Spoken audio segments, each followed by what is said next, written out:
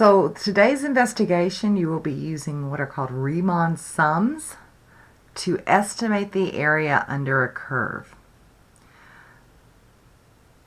So this video is to help you get started, and then you will complete the rest of the activity on your own.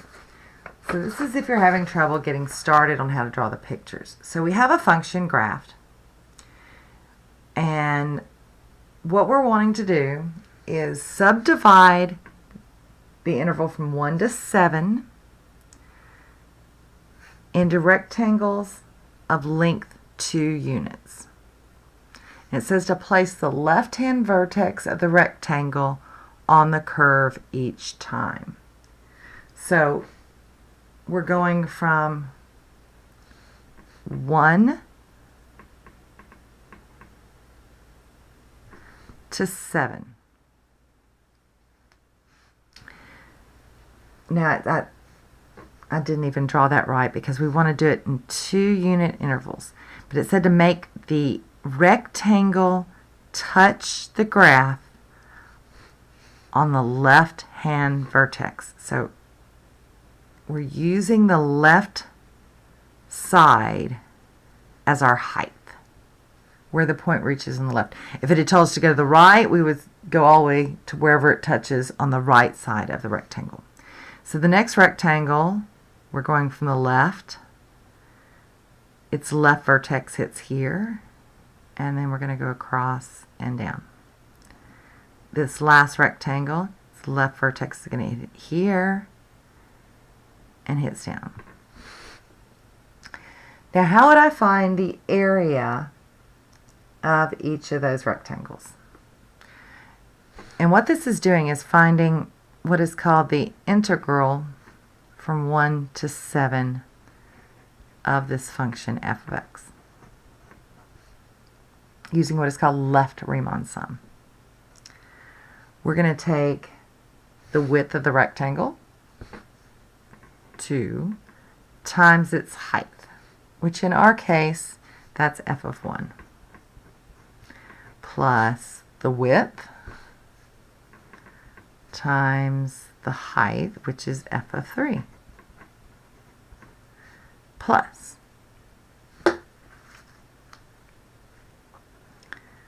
the width times the height of this one is f of 5.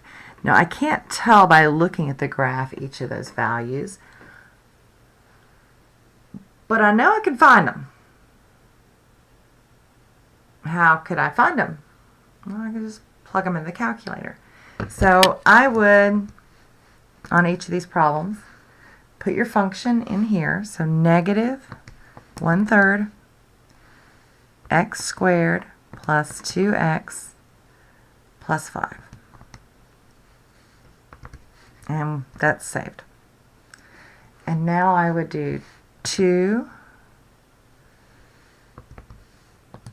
y1 of 1 plus 2 times y1 of 3 plus 2 y1 of 5.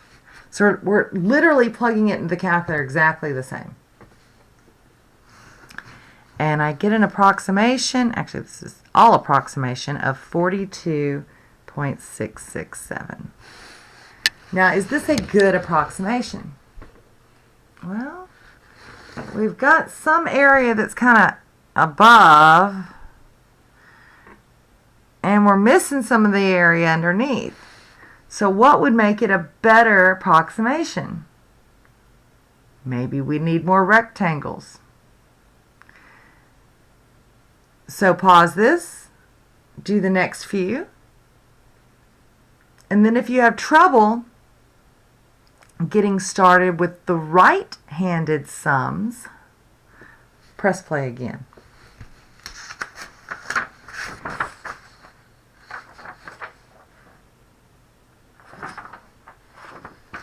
So if you're having trouble with the right Riemann sum, let's look at what the difference is between that and the left. So we're still going from 1 to 7, and and we're going back to 2-unit intervals. But this time, instead of starting on the left to figure out where our heights are, we're going to start on the right side. So the right side decides how tall my rectangle is.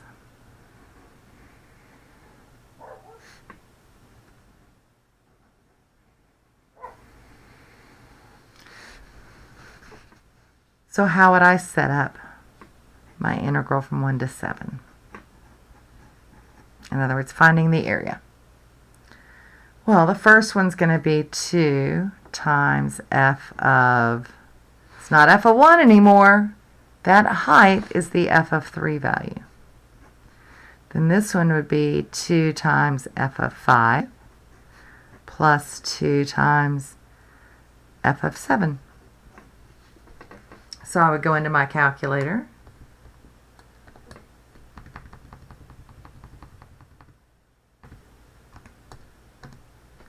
And I get that it's approximately, actually all of this is an approximation, 34.667.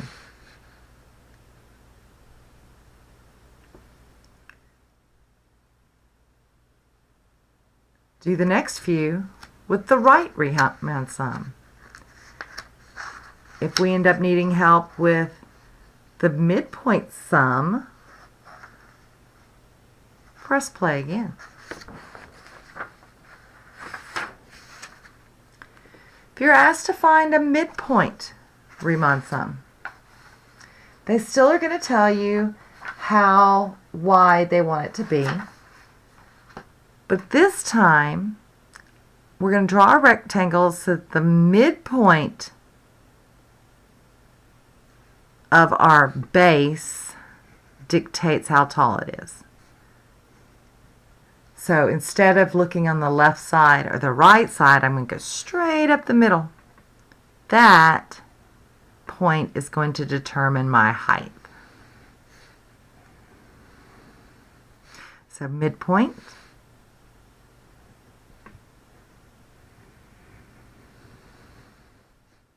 Midpoint.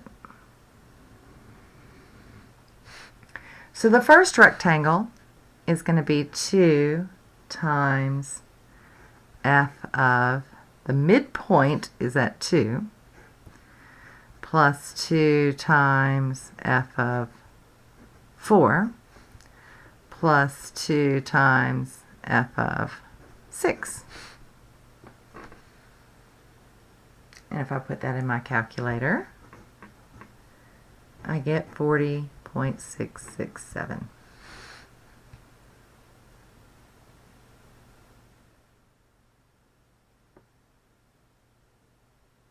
Pause. Try the next one.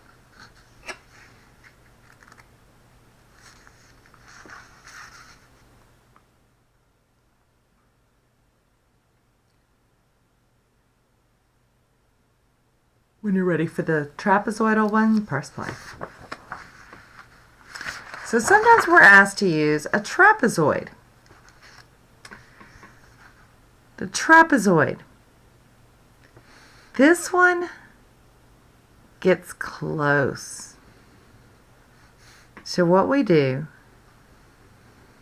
is we actually mark our boundaries as such, but we're making trapezoids.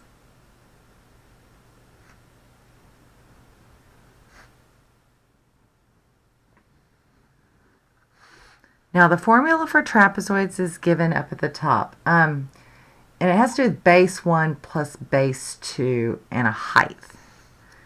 Well, if we think about these trapezoids as actually being like this, that's the height. And our bases are actually going this way. Now, I like to kind of rewrite that formula sometimes. I like to think of it as averaging the bases. So the way I like to rewrite the formula is base 1 plus base 2 averaged.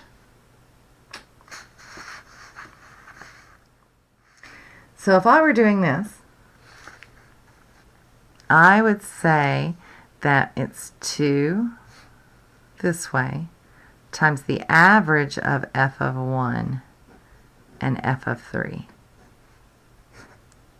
Averaged. Plus 2 times f of 3 plus f of 5. Finding the average of those two heights or bases, or however you want to put it. 2 this way, then we're going to average f of 5 and f of 7. Notice even visually, these trapezoids are getting closer and closer to the actual area under the curve. So if I put this in my calculator, easiest way to put the fractions in the calculator, I would do 2 times alpha y equals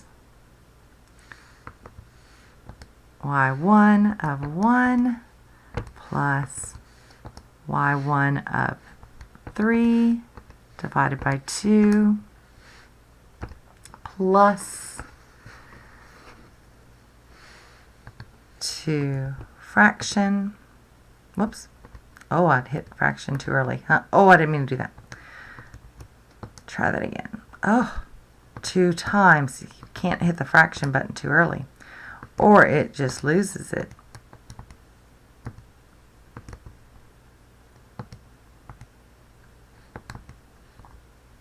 Averaging the bases.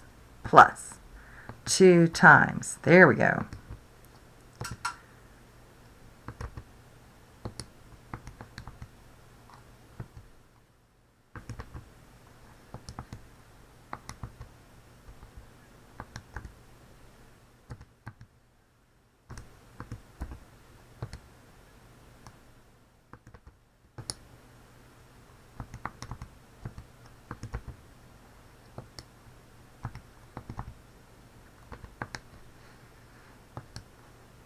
And I get 38.667.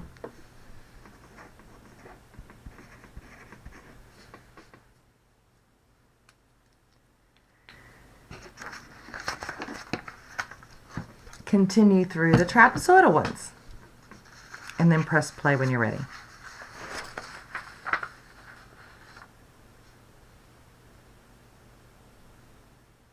Actually, don't press play. We'll stop there.